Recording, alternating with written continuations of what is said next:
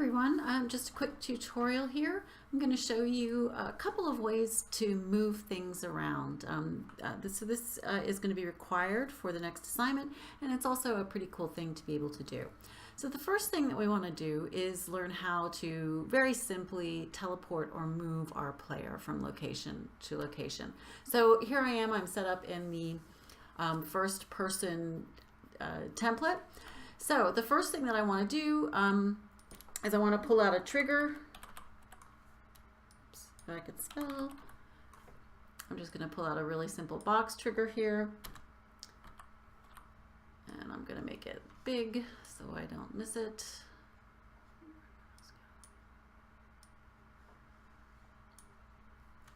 Okay, now, so I remember where the trigger is. I'm also going to add a text render object. So here I'm going to do a text render. I'm going to pull it out here. So the text render works by just selecting and dragging it out, and then you give it meaning by clicking on it and looking at the details panel. And here I'm going to tell myself that this is the target point trigger. And I'm going to make it, let's see, I'll make it like this kind of a color. Ooh, that's kind of horrible. Maybe redder. Okay. And I'm going to make it larger.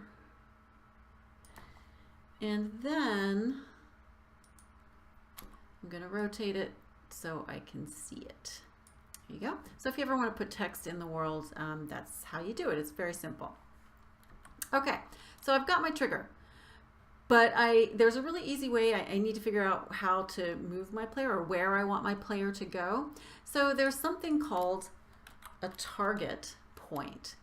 So I find that and I drag it out, and I'm going to, just so you guys know, I'm going to teleport the player up here by this red block. All right, so I'm going to move from this trigger to this target point.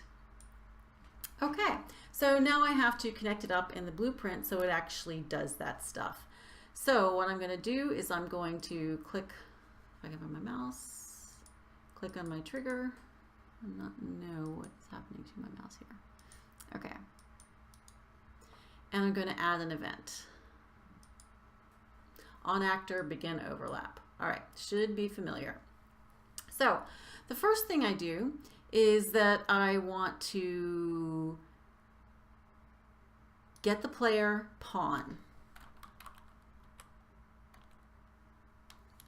If I just typed in get player, and here we have this function get player pawn. Okay, the next thing I do, so here I'm getting my player pawn. The next thing that I want to do is I want to get the coordinates for this target point. So a really easy way to do that is I just click on the target point. I go back into, and we're doing this in the level blueprint. And now with my target point still selected, I go into my level blueprint, I right click, and you'll notice that I get an option to create a reference to the target point. So I'm going to go ahead and select that. So now I have the reference to that target point. Now I need to get that target point's location. So I'm going to get actor location. And now what I'm going to do is set actor. You'll notice that as I search for this, there are a whole bunch of these transformations. Set actor location, rotation, relative location. So I'm just going to pick the most simple one for now, set actor location. So this is very simple. I'm going to connect my trigger box.